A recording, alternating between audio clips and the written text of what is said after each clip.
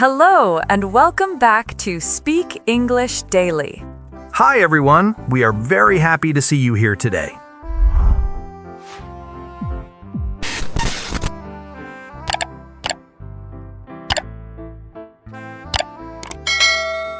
Hello everyone, and welcome back to Speak English Daily. We're so happy you're here. If you're ready to make your English sound more natural and more expressive, you're in the right place.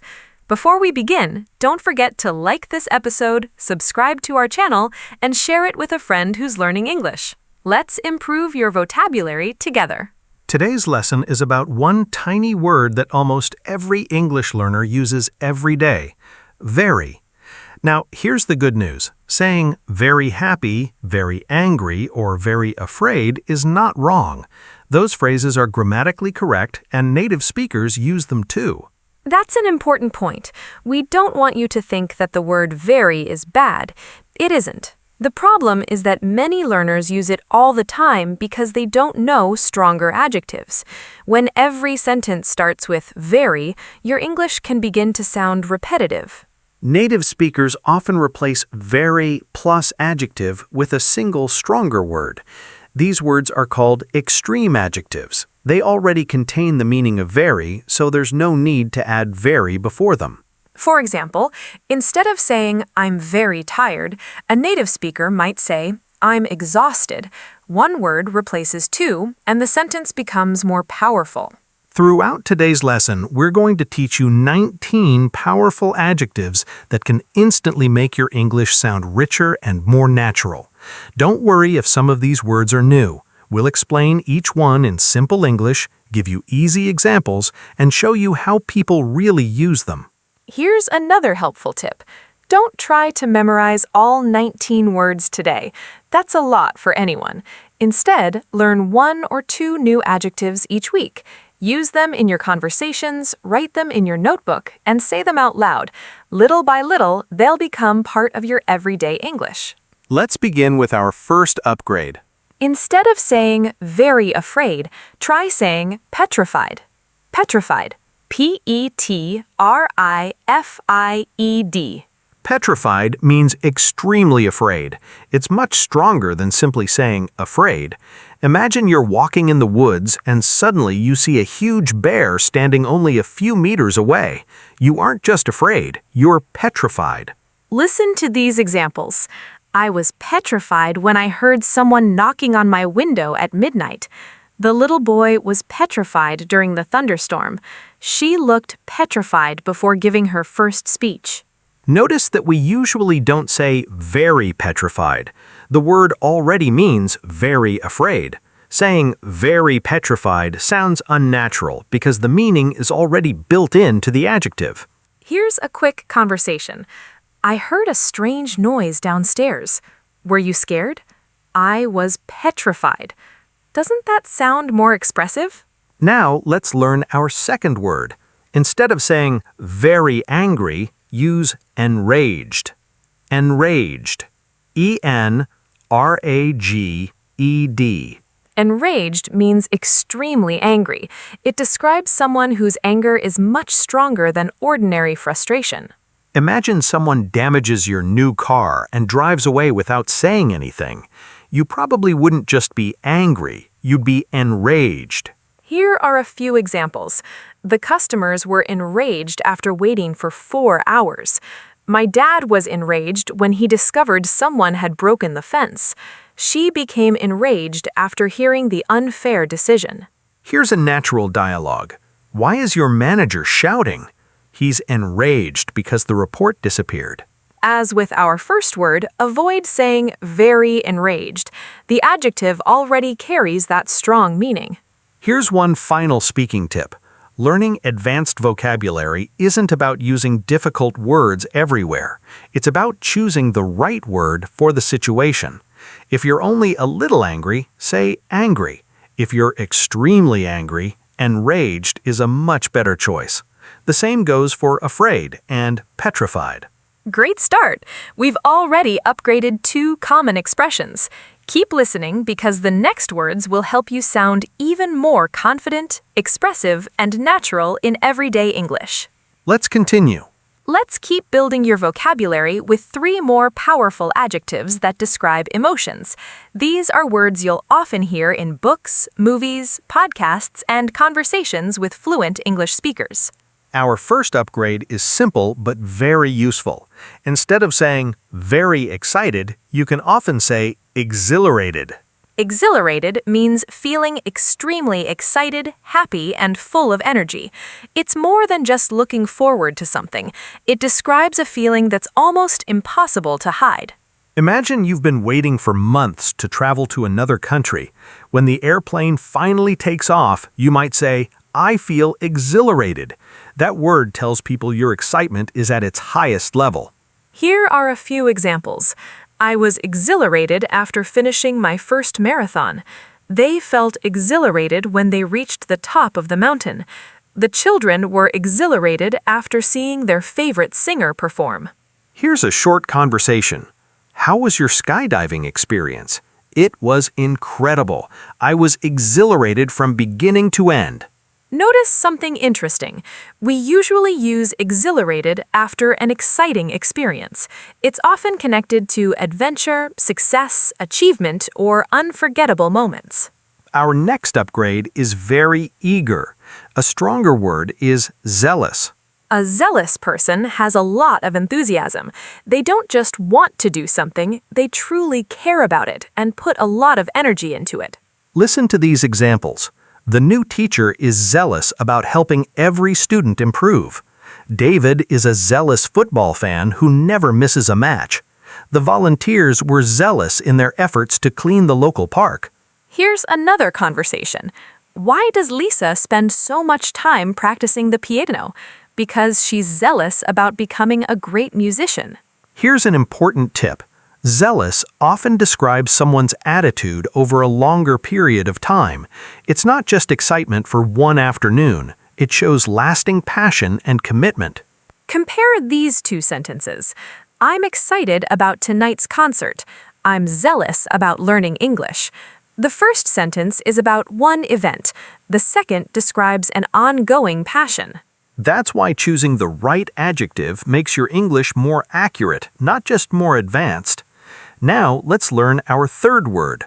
Instead of saying very confused, try baffled. If you're baffled, something doesn't make sense to you at all. You've thought about it, you've tried to understand it, but you're still confused. Imagine opening a package and finding something you never ordered. You check your name, your address, and your shopping history, but nothing explains it. You'd probably say, "I'm completely baffled." Here are some more examples. The detective was baffled by the strange clues. We were baffled because the instructions didn't match the pictures. My grandparents were baffled by the new phone at first. Here's a natural conversation. Did you understand what the professor meant? No, I was baffled. I need to read the lesson again. Here's another one. Why is everyone looking at the computer? The screen suddenly went black and we're all baffled. One thing you'll notice is that baffled often appears when people face unexpected situations, difficult problems, or confusing information. It paints a much clearer picture than simply saying, "I'm confused." Let's put today's 3 upgrades side by side. Instead of very excited, say exhilarated. Instead of very eager, say zealous. Instead of very confused, say baffled. Don't worry if these words feel new today. Nobody becomes fluent by hearing a word once. The real progress happens when you notice these adjectives in books, TV shows, podcasts, and conversations. Then start using them yourself. Try making one sentence with each new adjective after you finish listening. The more you connect these words to real situations in your own life, the easier they'll be to remember. Now that we've covered emotions, let's move on to some powerful adjectives that describe the world around us, including size, brightness, colors, and darkness. So far, we've learned adjectives that describe strong emotions. Now let's move away from feelings and start talking about the world around us. Native speakers often use stronger adjectives when describing objects, places, and things they see every day. That's right. Imagine you're telling a friend about your vacation. Instead of saying everything was very big or very bright, you can choose words that paint a much clearer picture. Let's begin with very big. A stronger adjective is colossal. Colossal means extremely large. It describes something that is so big that it makes people stop and look. Listen to these examples. The cruise ship looked colossal as it entered the harbor. They built a colossal shopping mall outside the city. The elephant stood beside us, looking absolutely colossal. Here's a comparison. The building is very big. The building is colossal. Both sentences are correct, but the second one creates a much stronger image in your mind. We often use colossal when talking about buildings, statues, mountains, ships, or other objects that are impressively large. You probably wouldn't describe your living room as colossal unless you were joking. Here's a short conversation. Did you visit the new museum? Yes, and the entrance hall was colossal. I couldn't believe its size. Our next upgrade is very bright. Instead of saying that, try luminous. Luminous means giving off or reflecting a lot of light. It often describes something that shines beautifully rather than simply being bright. Here are a few examples. The full moon looked luminous in the clear night sky. Her painting used luminous colors that caught everyone's attention. The room felt warm because of its luminous lighting. Compare these two sentences. The stars were very bright. The stars were luminous. The second sentence sounds more descriptive and elegant. You'll often hear luminous when people describe nature, photography, art, or beautiful lighting. It's less common for everyday objects like a flashlight or a desk lamp. Here's a quick dialogue. Did you see the sunset yesterday? Yes, the sky looked luminous just before the sun disappeared. Our final adjective is one you'll hear quite often. Instead of very colorful, use vibrant. Vibrant describes something full of bright colors, energy, or life. It doesn't only describe colors, it can also describe places, communities, and even personalities. Listen to these examples. The market was vibrant with flowers and fresh fruit. She wore a vibrant blue dress. The festival was full of vibrant decorations. Here's another comparison. The painting is very colorful. The painting is vibrant. The second sentence sounds more natural because vibrant suggests the colors are rich, lively, and eye-catching. Here's a conversation. What did you think of the art gallery? I loved it. Every room was filled with vibrant artwork. Finally, let's learn a fun expression. Instead of saying very dark, native speakers often say pitch black. Pitch black means completely dark. There is little or no light at all. Imagine you're camping in the countryside after sunset. There are no street lights, no houses, and no moon. You might say, it's pitch black out here. Here are some examples. The cave was pitch black inside. When the electricity went out, the whole house became pitch black. We couldn't see the path because it was pitch black. Compare these sentences. The room is very dark. The room is pitch black. The second sentence tells us there is almost no light, making the situation much easier to imagine. Let's do a quick review before we move on. Very big becomes colossal. Very bright becomes luminous. Very colorful becomes vibrant. Very dark becomes pitch black.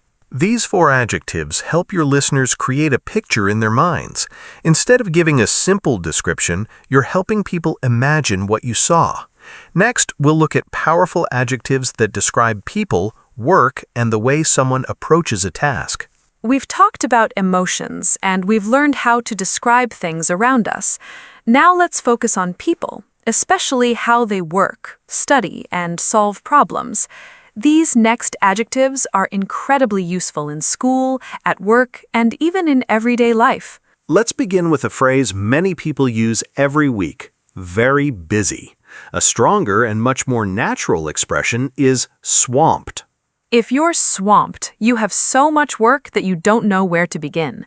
It's a word you'll hear all the time in workplaces and casual conversations. Imagine your manager gives you 3 new projects on Monday morning. Your inbox is full of emails and your phone keeps ringing.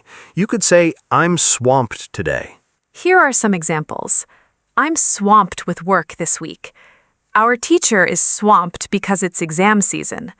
Sarah couldn't join us for lunch because she was swamped all afternoon. Here's a short conversation. "Can you help me move tomorrow?" "I'd love to, but I'm completely swamped with work." Notice that people often say they're swamped with something. For example, I'm swamped with homework, or we're swamped with customer orders. Now let's look at another useful adjective. Instead of saying very careful, try meticulous. A meticulous person pays close attention to every detail. They like things to be correct, neat, and well organized. Think about an architect checking every measurement before construction begins, or a scientist reviewing research several times before publishing it. Those people are meticulous. Listen to these examples. Our math teacher is meticulous when grading exams. The designer is meticulous about every detail in her projects. My grandmother is meticulous when she organizes her photo albums. Here's a conversation from an office. "Who checked this report?" "Emily did. She's very meticulous, so she usually catches small mistakes." And here's one from school. Why did Jacob get such a high score? Because he's meticulous. He always reads every question twice before answering. Being meticulous is usually a compliment. It suggests someone takes pride in doing quality work instead of rushing through it. Our final adjective today is one that's becoming more common every year. Instead of saying very creative, use innovative. Innovative describes someone or something that introduces fresh ideas or new ways of doing things. It's not just about having imagination, it's about creating something original and useful. Here are a few examples. The company developed an innovative way to recycle plastic. Our science teacher encourages innovative thinking. Her innovative business idea attracted many investors. Here's a workplace conversation. What makes that company so successful? They're innovative. They're always creating new products instead of copying others. And here's one from school. I really enjoyed Mia's project. Me too. It was innovative and different from everyone else's. You can even use this adjective in daily life. My brother found an innovative way to organize his small apartment. That chef has an innovative menu with unusual combinations of ingredients. Let's compare our basic phrases with today's upgrades. Very busy becomes swamped. Very careful becomes meticulous. Very creative becomes innovative. There's also a small difference in how we use these words. Swamped usually describes a temporary situation. You might be swamped today or this week, but probably not forever. Meticulous describes a person's character or the way they work. Someone who is meticulous usually stays that way in many different situations. And innovative often describes people, companies, ideas, technology, or products that bring something fresh and original to the world. As your vocabulary grows, you'll notice that these stronger adjectives help you communicate more clearly. Instead of adding the word very, you're choosing one precise word that tells the whole story. Next, we'll explore adjectives that describe places, weather, and the world around us, including cities full of energy, spotless rooms, freezing temperatures, and land that's desperately waiting for rain. We've learned adjectives for emotions, appearance, work, and personality. Now let's explore words that help you describe places, weather, and travel experiences. These adjectives are perfect when you're talking about cities, restaurants, vacations, or even today's weather. Let's start with a place that's full of people. Instead of saying very crowded, native speakers often use bustling. Bustling doesn't simply mean crowded. It describes a place that's busy, lively, and full of activity. There's usually a positive feeling behind the word. Think about a popular street market. People are shopping, street musicians are performing, restaurants are serving customers, and everyone seems to be moving. That's a bustling place. Here are some examples. Bangkok is famous for its bustling night markets. The cafe was bustling during the lunch hour. We walked through a bustling shopping district filled with local stores. Compare these two sentences. The city is very crowded. The city is bustling. The second sentence doesn't just tell us there are many people, it also suggests the city feels energetic and alive. Here's a short conversation. What did you think of the old town? It was bustling. Every street was full of music, food, and happy visitors. Now let's move to another useful adjective. Instead of saying very clean, use immaculate. Immaculate means perfectly clean and tidy. Everything looks spotless and well cared for. Imagine checking into a hotel and noticing that the room is so clean you can't find a single thing out of place. You might say the room was immaculate. Listen to these examples. Our hotel room was immaculate when we arrived. The restaurant keeps its kitchen immaculate. His white shoes still look immaculate after months of wearing them. Here's another conversation. How was your stay at the hotel? It was wonderful. The rooms were immaculate and everything looked brand new. We often use immaculate when talking about hotels, restaurants, homes, offices, gardens, or someone's appearance. It suggests a very high standard of cleanliness. Our next adjective is useful whenever winter arrives. Instead of saying very cold, say frigid. Frigid describes extremely cold weather or temperatures. It's much stronger than simply saying cold. Imagine visiting a mountain village in the middle of winter. The wind is freezing, your hands feel numb, and you can't wait to go indoors. You could say the weather was frigid. Here are a few examples. We experienced frigid temperatures during our trip. The lake remained frozen because the weather was frigid. Even with a thick coat, the morning felt frigid. Compare these sentences. It was very cold outside. It was frigid outside. The second sentence helps the listener imagine just how cold it really was. Finally, let's learn one more adjective that's often connected with weather and nature. Instead of saying very dry, use parched. Parched usually describes land, plants, or even people that need water. It suggests an extreme lack of moisture. Listen to these examples. After months without rain, the fields were parched. The desert landscape looked dry and parched. After our long hike, we felt parched and couldn't wait to drink some water. Here's a natural conversation. Why does the grass look brown? Because the weather has been so hot that the ground is completely parched. That's something interesting about this word. We can describe both places and people. A parched field needs rain, while a parched traveler simply needs a glass of water. Let's review today's vocabulary. Very crowded becomes bustling. Very clean becomes immaculate. Very cold becomes frigid. Very dry becomes parched. Notice how each adjective creates a clearer picture. Instead of giving a simple description, you're helping your listener imagine the scene, whether it's a lively city, a spotless restaurant, freezing weather, or dry land waiting for rain.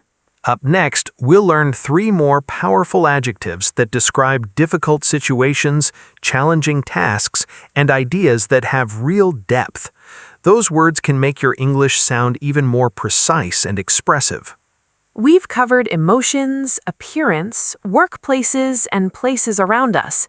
Now it's time for 3 adjectives that are especially useful when you're describing challenges, experiences, and meaningful ideas. Our first upgrade is one you'll probably use quite often. Instead of saying very boring, try tedious. Tedious describes something that is boring because it takes a long time or involves repeating the same task again and again. Think about entering hundreds of numbers into a spreadsheet or completing pages of paperwork. The task isn't exciting and it feels like it will never end. That's tedious. Here are some examples. Entering all the data was tedious. The meeting became tedious after 2 hours. Cleaning every window in a large building is a tedious job. Here's a conversation. What was your weekend project?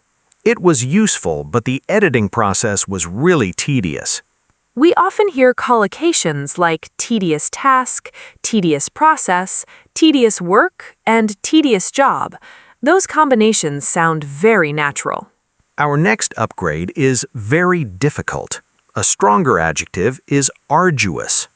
Arduous means extremely difficult because something requires a lot of effort, time, or determination. Imagine climbing a high mountain, preparing for an important medical exam, or spending months building a business. Those are all arduous experiences. Listen to these examples. The hikers completed an arduous journey through the mountains. Learning to play the violin can be an arduous process. She faced the arduous challenge with confidence. Here's a short dialogue. Was writing your thesis easy? Not at all. It was an arduous project, but I learned a lot. Native speakers often use collocations such as arduous journey, arduous task, arduous process, arduous challenge, and arduous work. Notice that arduous usually describes something that is difficult over a long period of time. Solving one hard math question is difficult. Training for years to become a doctor is arduous. Now let's learn our final adjective for today. Instead of saying very deep, we have profound. This word is a little different from the others because it usually doesn't describe physical depth. That's an important point. If you're talking about a swimming pool, a river, or a hole in the ground, we normally say it's deep, not profound. Instead, profound usually describes ideas, thoughts, feelings, knowledge, or changes that have great meaning or importance. Listen to these examples. The book had a profound impact on my life. The professor shared a profound idea during the lecture. Her speech left a profound impression on the audience.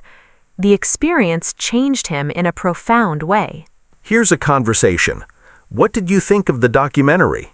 It wasn't just interesting, it made me think deeply. It was truly profound. Here are some common collocations you'll hear. Profound impact, profound effect, profound knowledge, profound understanding, profound change. These combinations appear frequently in books, articles, interviews, and professional English. Let's review today's vocabulary. Very boring becomes tedious. Very difficult becomes arduous. Very deep, when talking about ideas or meaning, becomes profound. As you can see, choosing one precise adjective often tells your listener much more than simply adding the word very. You're becoming more accurate, more expressive, and more confident every step of the way. We've now learned all 19 vocabulary upgrades. In the next section, let's put everything into practice with a fun challenge and see how quickly you can replace basic English with stronger, more natural adjectives. Great job! You've learned all 19 adjective upgrades. Now it's time for a quick challenge. I'll read a sentence using a basic adjective, and Mike will upgrade it with a stronger one. Listen carefully and see if you can answer before Mike does. Ready? Let's begin. I was very afraid during the storm. I was petrified during the storm. The customer became very angry. The customer became enraged. The building is very big. The building is colossal.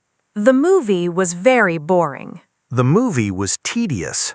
The stars were very bright. The stars were luminous. I've been very busy all week. I've been swamped all week.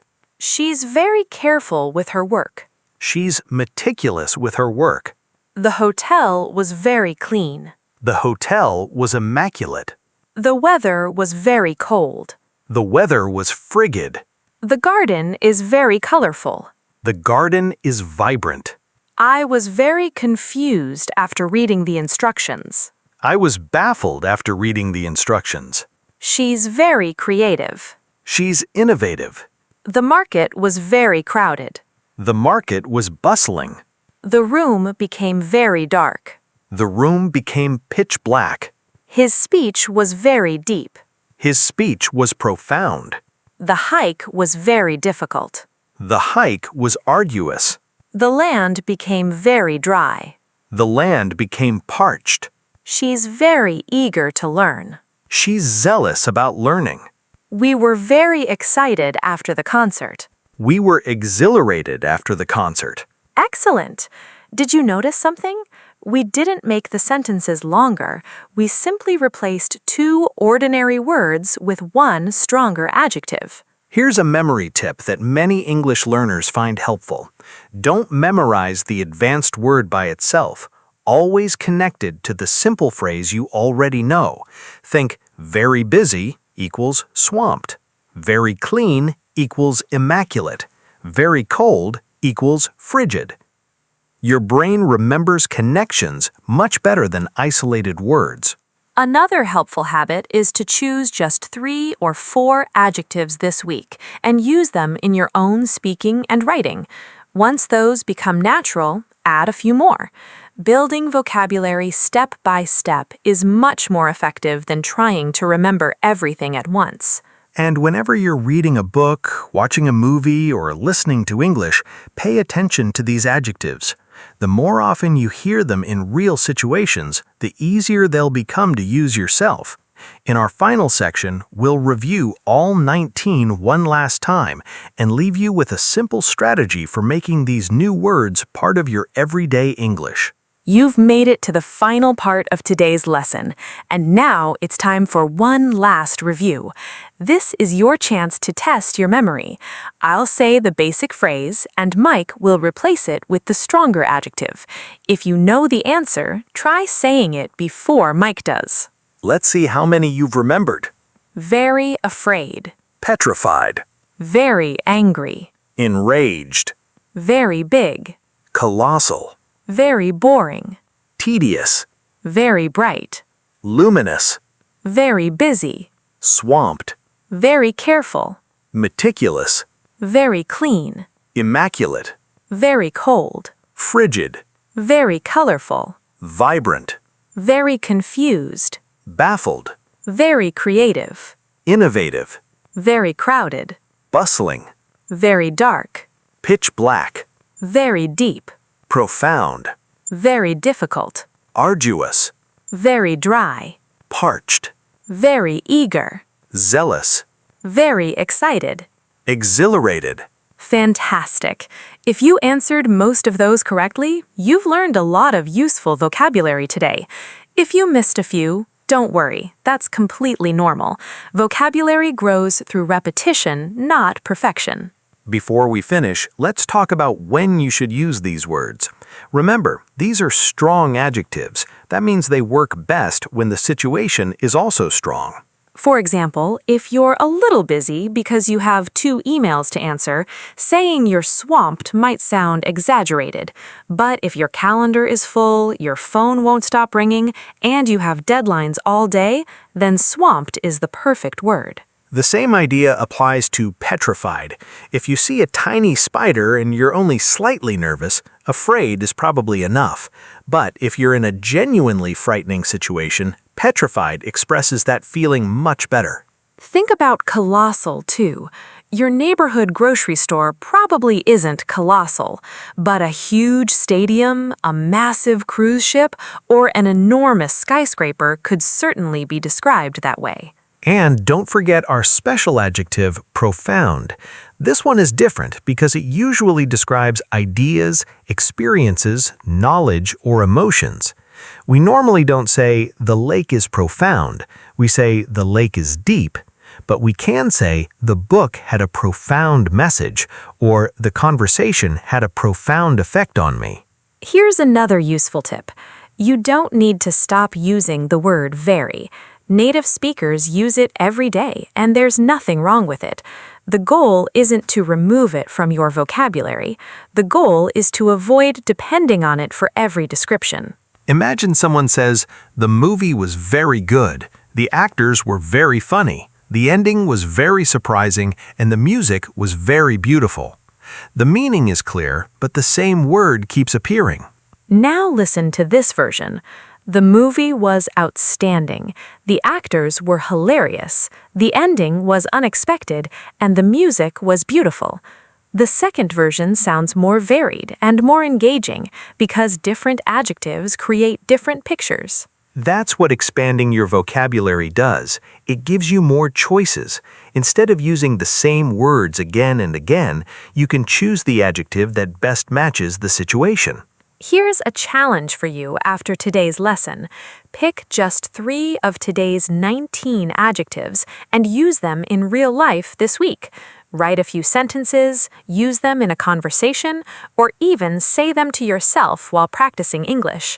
Once those feel comfortable, come back and learn 3 more. Small improvements repeated consistently lead to big results. That's how confident English speakers are made, one useful word at a time. Thank you so much for learning with us today. We hope these 19 adjective upgrades help you sound more natural, more expressive, and more confident every time you speak English. Keep practicing, keep listening, and most importantly, keep speaking. Every conversation is another opportunity to improve. We'll see you in the next episode of Speak English Daily. Happy learning and take care.